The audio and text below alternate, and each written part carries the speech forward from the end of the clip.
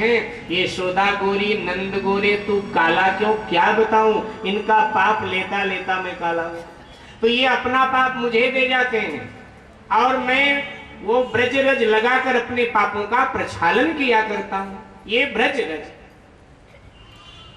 ब्रज की जो धूल है ना, उससे रज बोला जाता। और हमारे संत लोग रज भी नहीं बोलते, वो तो रज रानी बोला था। अद्भुत। यूं तो संपूर्ण भारत ही तीर्थ है। विष्णु पुराण में वेद व्यास जी महाराज बोले हैं, गायंती देवा अखिल गीत काने धन्यास्ते भारत भूमि भागा। ये संपूर्ण भारत ही तीर्थ है। उनमें श्री वृंदावन, श्री अयोध्या और श्री चित्रकूट का क्या कहना, जहां ठाकुर जी के चरण पड़े हो, जो प्रभु की क्रीड़ा भूमि रही हो, लीला भूमि रही। हमारे संत लोग बोलते हैं, चित्रकूट की राम रज और वृंदावन की धूल, उड़ उड़ कर ऊपर पड़े सूल बने सब फूल। शूल भी फूल बन जाए, चित्रकूट की राम रज और वृंदावन की धूल। मेरे भाई बहन, अद्भुत भूमि है दोनों। कभी आपने सुना कि पत्थर पिघलता है? सुना या नहीं सुना, जल्दी बताओ। पत्थर पिघलता है, सुना? तो अब सुन लीजिए, ब्रज में और चित्रकूट में पत्थर भी पिघले हैं और वो आज भी आप देख सकते। इन दो भूमियों में पत्थर पिघल गए हैं।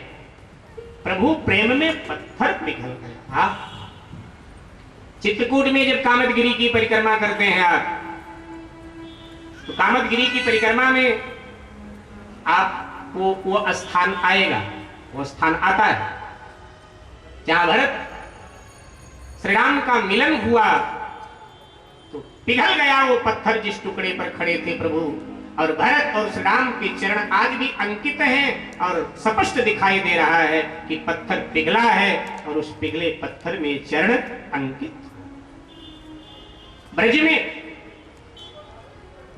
राधा दामोदर जी के मंदिर में वो पत्थर आज भी, जब कोई आग्रह करता है पुजारी जी से विशेष, तो कई बार वो दर्शन करा दे। कृष्ण जी बांसुरी वादन कर रहे, अभी राधा जी नहीं आई। अचानक प्रिया जी की पायल की झंकार हुई तो उनकी बांसुरी गिर पड़ी, पत्थर पिघलने लगा। तो बांसुरी का भी चिन्ह है उस पत्थर में, और प्रियतम जू के चरणों का भी चिन्ह उस पत्थर पर अंकित। अद्भुत भूमि है। हमारे देश में पत्थर पिघल जाता है।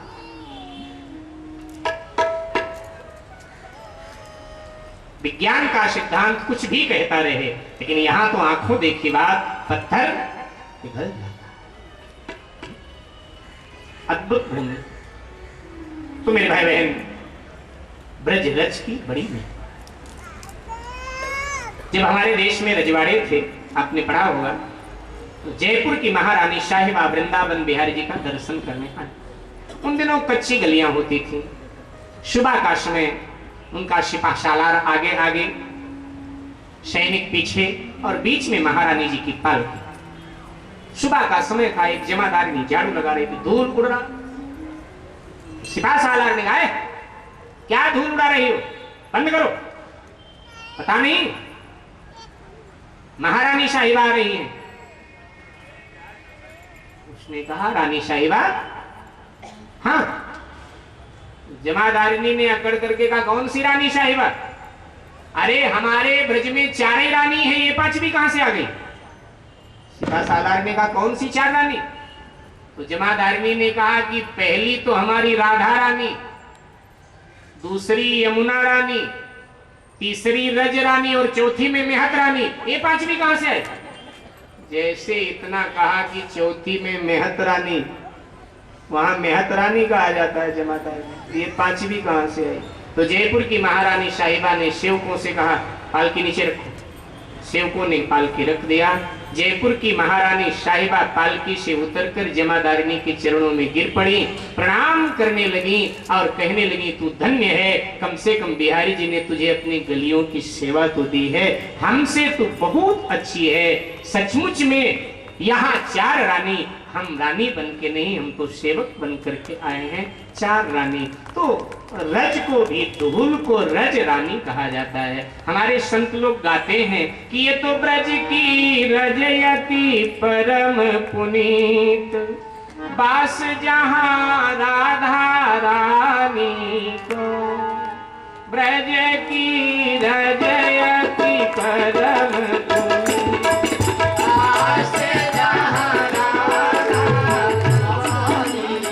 सभी लोग भाव से आनंद से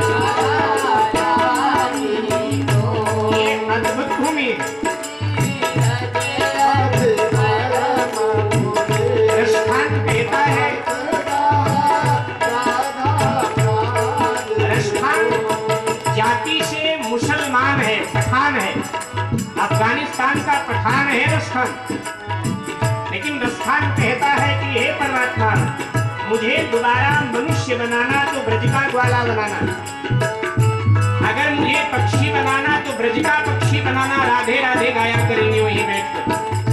अगर पत्थर बनाना तो गिरिराज का पत्थर बनाना, जिसे भगवान ने अपने उंगली पर धारण किया था।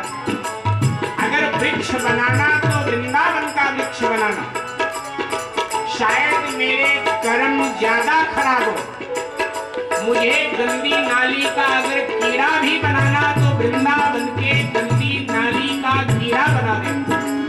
संतन की झूठी प्रसादी बहती हुई आएगी, कहीं पालूंगा तो मेरा उद्धार हो जाए। नालो सहो तो वाहे रस खाने का सौंदर्य गोकुल गाँव के द्वार, नालो सहो तो वाहे रस खाने का सौंदर्य गोकुल गाँव के द्वार।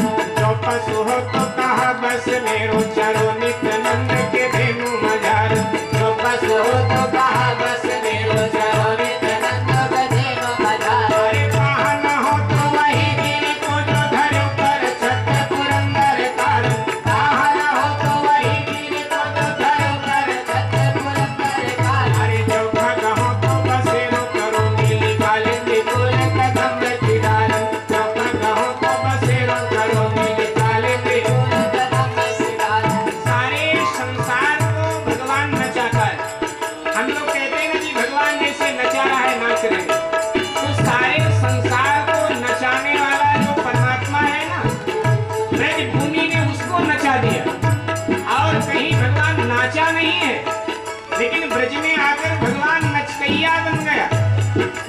यहाँ नाच रहा है और बड़े सस्ते में नाच रहा है, बड़े सस्ते।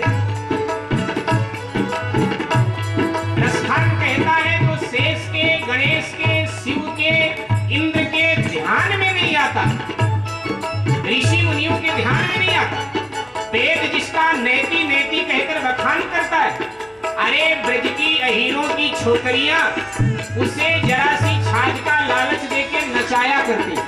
शेष गणेश महेश दिनेश सुरेश हो जाए निरंतर गावे, शेष गणेश महेश दिनेश सुरेश हो जाए निरंतर गावे। जाहि अनादि अनंत अखंड अछेद अभेद सुवेद बतावे, जाहि अनादि अनादि अखंड अछेद अभेद सुवेद बतावे। नारद से सुख व्यास रखे पतिहारे जो पुनि पार पावे, नारद से सुख व्यास रखे पतिहारे जो पुनि पार पावे। अरे ताहि अहीर की छोकरिया छछिया भर छाछ के नाच नचावे, ताहि अहीर की छोकरिया छछिया भर छाछ के नाच नचावे। अरे ताहि अहीर की छोकरिया छछिया भर छाछ के नाच नचावे, ताहि अहीर की छोकरिया छछिया भर छाछ के नाच नचावे। अद्भुत भूमि, ताहि अहीर की छोकरिया, छछिया यानी कटोरी, छोटी वाली कटोरी जो नहीं होती,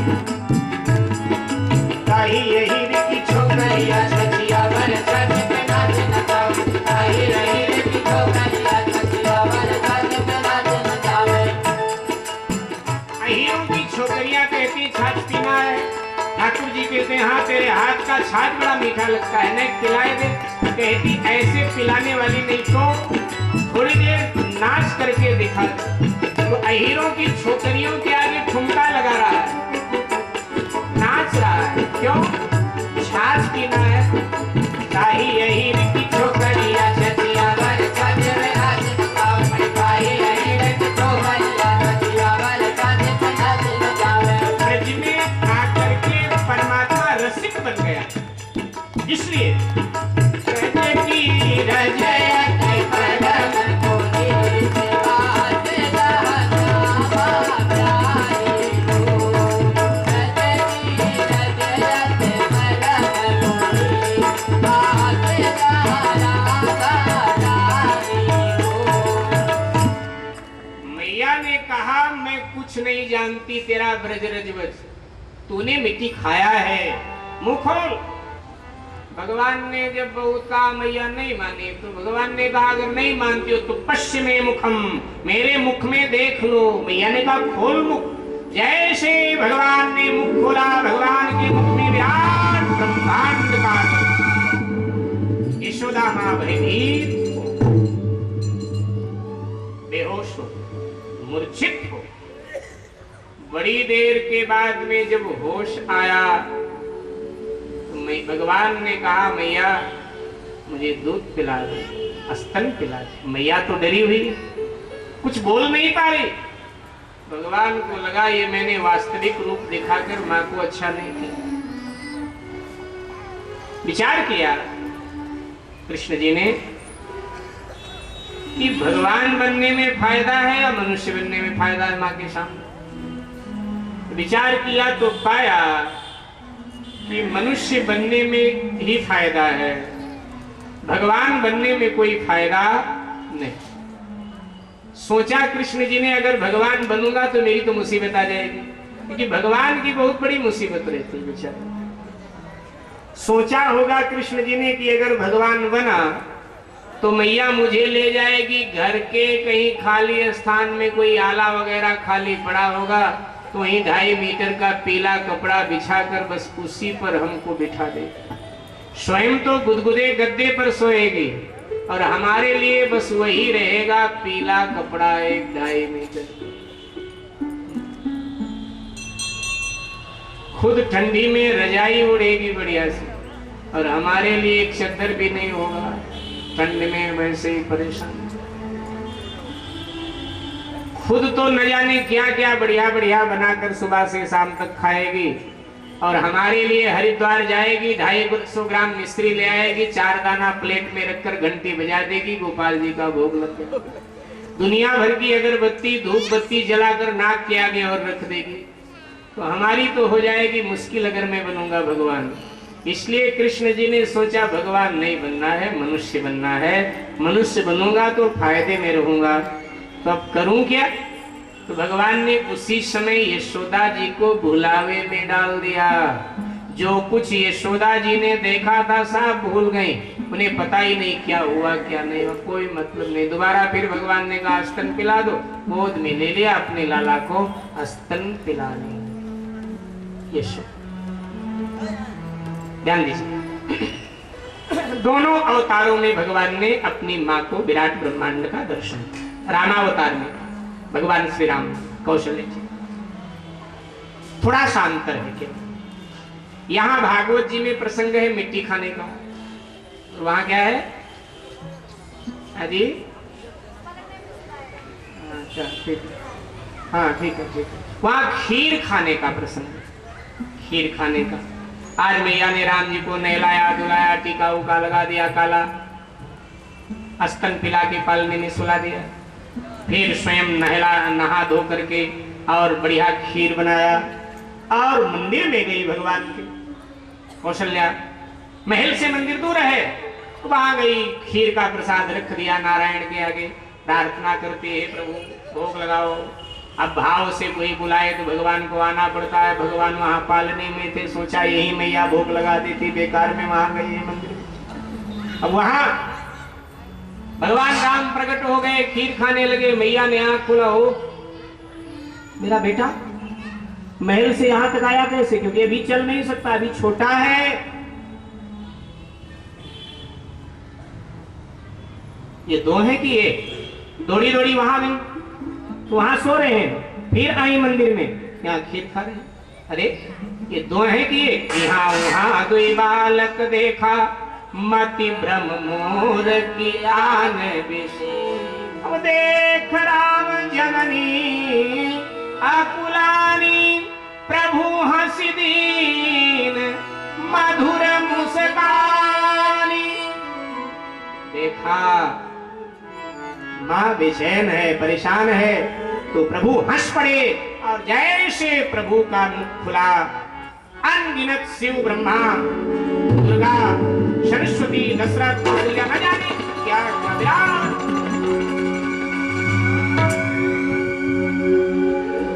थोड़ा शांत कर। यहाँ जब विराट स्वरूप का दर्शन यशोदा जी ने किया तो मां मूर्छित हो, बेहोश हो। लेकिन कौशल्या जी बेहोश नहीं हुई, तो भयभीत हुई। लेकिन भयभीत होकर कौशल्या जी ने किया क्या? तो शिव जी पार्वती से कथा सुनाते हुए कह देते हैं,